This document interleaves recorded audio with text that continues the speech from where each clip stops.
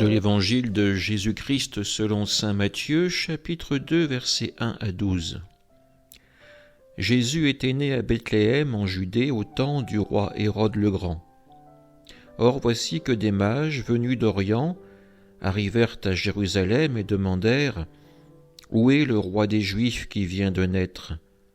Nous avons vu son étoile à l'Orient et nous sommes venus nous prosterner devant lui. » En apprenant cela, le roi Hérode fut bouleversé, et tout Jérusalem avec lui. Il réunit tous les grands prêtres et les scribes du peuple pour leur demander où devait naître le Christ. Ils lui répondirent « À Bethléem en Judée, car voici ce qui est écrit par le prophète. Et toi, Bethléem, terre de Juda, tu n'es certes pas le dernier parmi les chefs-lieux de Juda, car de toi sortira un chef, qui sera le berger de mon peuple Israël. » Alors Hérode convoqua les mages en secret pour leur faire préciser à quelle date l'étoile était apparue. Puis les envoya à Bethléem en leur disant « Allez vous renseigner avec précision sur l'enfant, et quand vous l'aurez trouvé, venez me l'annoncer pour que j'aille, moi aussi, me prosterner devant lui. » Après avoir entendu le roi, ils partirent. Et voici que l'étoile qu'ils avaient vue à l'Orient les précédait, jusqu'à ce qu'elle vienne s'arrêter au-dessus de l'endroit où se trouvait l'enfant Jésus. Quand ils virent l'étoile, ils se réjouirent d'une très grande joie.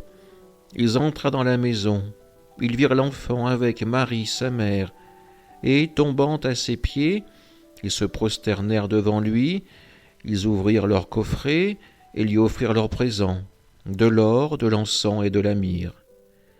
Mais avertis en songe de ne pas retourner chez Hérode, ils regagnèrent leur pays par un autre chemin. Acclamons la parole de Dieu. Nous fêtons aujourd'hui l'épiphanie du Seigneur, c'est-à-dire la manifestation du Seigneur aux mages qui sont venus adorer l'enfant Jésus, le futur roi d'Israël. Mais qui sont ces mages que la tradition a fait rois ? Nous dirions aujourd'hui qu'ils sont d'excellents astronomes qui étudient les astres et en déduisent les événements à venir. Des hommes de connaissance mais aussi de foi, puisqu'ils n'hésitent pas à quitter le confort de leur demeure pour se mettre en route et aller adorer le futur roi des Juifs. Foi et connaissance ne sont pas pour eux antinomiques, mais peuvent très bien cohabiter de façon harmonieuse. Toujours est-il que nos rois mages se sont mis en route. Comment peuvent-ils imaginer ce futur roi ? Issu d'une riche famille de marchands, ou peut-être d'une lignée de scientifiques comme eux ? Cela restera pour nous un mystère. Mais en tout cas, leur foi est assez forte pour qu'ils fassent cette route, qu'ils affrontent le danger que représente le roi Hérode, et qu'ils sachent reconnaître dans cet enfant d'une famille plus que modeste l'envoyé de Dieu à qui ils remettront leurs présents. L'or pour Jésus roi, l'encens pour Jésus prêtre, et enfin la myrrhe pour Jésus qui allait connaître la mort terrestre. On le voit, nos rois mages ne s'attardent pas aux apparences. Ils ne renient pas le Fils de Dieu quand ils le découvrent dans un cadre qui ne correspond peut-être pas à leurs attentes. Ces hommes sont capables d'accueillir un Dieu qui se fait pauvre devant eux. Et d'ailleurs, la tradition leur prête une autre rencontre avec un pauvre. Il s'agit d'une petite histoire que je vais vous raconter pour débuter cette nouvelle année. Les trois rois mages, Balthazar, Melchior et Gaspard, étaient partis à la recherche de l'enfant Jésus. Mais comme ils ne connaissaient pas très bien le chemin de Bethléem, ils s'étaient égarés en route. Et après avoir traversé une forêt profonde, ils arrivèrent à la nuit tombante dans un petit village. Ils étaient là, ils mouraient de faim et de soif. Ils frappèrent donc à la porte de la première maison du village pour y demander l'hospitalité. Cette maison, ou plutôt cette hutte, située presque à la lisière du bois, appartenait à un bûcheron qui vivait fort pauvrement avec sa femme et ses 4 enfants. Les 3 mages frappèrent à la porte, et quand le bûcheron l'eut ouverte, ils le prièrent de bien vouloir leur accorder à souper et à coucher. « Hélas, braves gens, répondit le bûcheron, je n'ai qu'un lit pour moi et un grabat pour mes enfants. Et quant à souper, nous ne pouvons vous offrir qu'une pauvre soupe et un morceau de pain dur. Néanmoins entrez, et si vous n'êtes pas trop difficile, on tâchera de s'arranger. » Ils entrèrent donc, on leur servit la soupe, qu'ils dévorèrent de grand appétit. Ensuite le bûcheron et sa femme leur cédèrent leur lit, où ils dormirent à poing fermé. Le lendemain matin, avant de se remettre en route, Balthazar, qui était le plus généreux des 3, dit au bûcheron : « Je vais vous donner quelque chose pour vous remercier de votre hospitalité.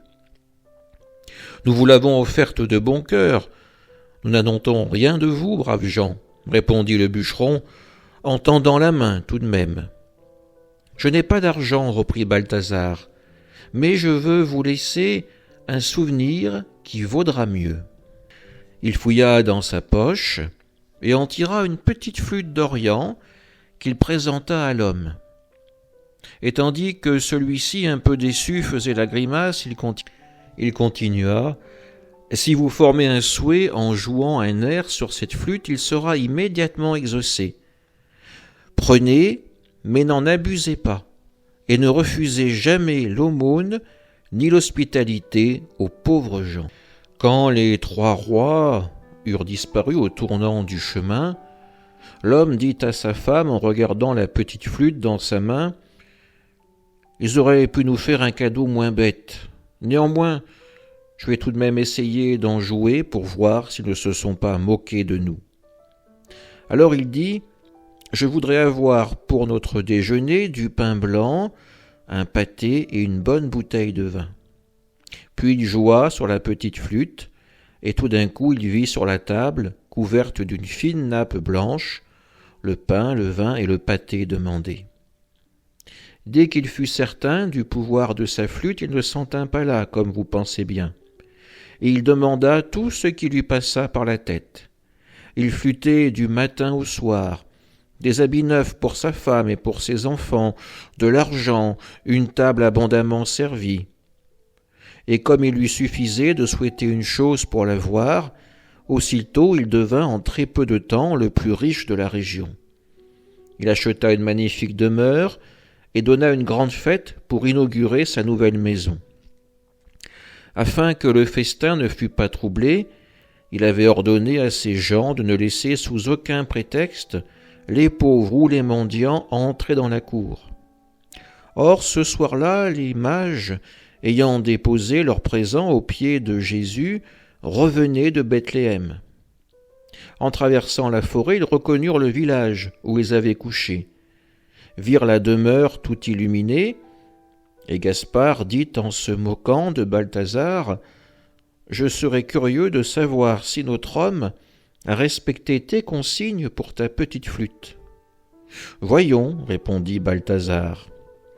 Ils s'accoutrèrent en mendiants, changèrent leurs belles robes contre des haillons et se présentèrent à la porte en demandant l'hospitalité pour la nuit. Mais on les reçut fort mal. Et comme ils insistaient, l'ancien bûcheron commanda qu'on lâchât les chiens à leurs trousses, de sorte qu'ils détalèrent, s'enfuirent, non sans avoir quelques morsures. « Je m'en étais douté, » maugréa le sceptique Gaspard, qui avait été mordu au mollet. « C'est bon, répliqua Melchior, il ne l'emportera pas au paradis. » Dans la maison, on était arrivé au dessert, et notre bûcheron, un couteau à la main, était en train de découper une grosse brioche, quand tout à coup on entendit dans la cour les grelots d'un magnifique attelage. Alors on vit entrer les mages, en pompeux appareil, couronne en tête, vêtus de pourpre et de pierreries. L'homme qui avait reconnu ses anciens hôtes fit bonne contenance, fit force salutations, et les pria de prendre place à table.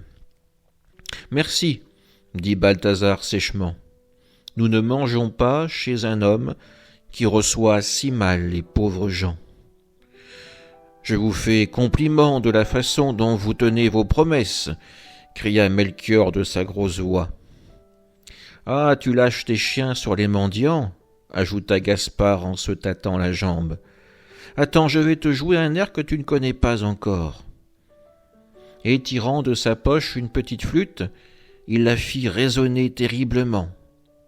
En un clin d'œil, la table, les convives, la maison s'évanouirent, et le bûcheron se retrouva seul et nu sur la lisière du bois, devant sa hutte en ruine, avec sa femme et ses enfants en haillons. Heureusement, il me reste ma flûte, songea-t-il. Mais il eut beau fouiller partout, retourner toutes ses poches percées, le talisman avait disparu avec les rois mages. Et c'est depuis ce temps qu'on a coutume, lorsqu'on coupe le gâteau des rois, de mettre soigneusement de côté la part des pauvres. À travers ce petit conte, on pourra facilement se reconnaître. Qui d'entre nous ne se laisse pas abuser par l'apparence, par le statut social de celui qu'il a en face de lui? Si le roi mage avait agi de même, dès qu'il serait arrivé en face de l'enfant Jésus, il serait reparti en disant qu'une erreur avait dû se produire. Jamais Dieu ne s'abaisserait à une telle condition. Mais voilà, Dieu se révèle dans ce qui est petit, dans ce qui paraît sans éclat, et c'est ainsi qu'il se manifeste à nous. Alors pour 2025, regardons attentivement ce qui se présente réellement à nous. Amen.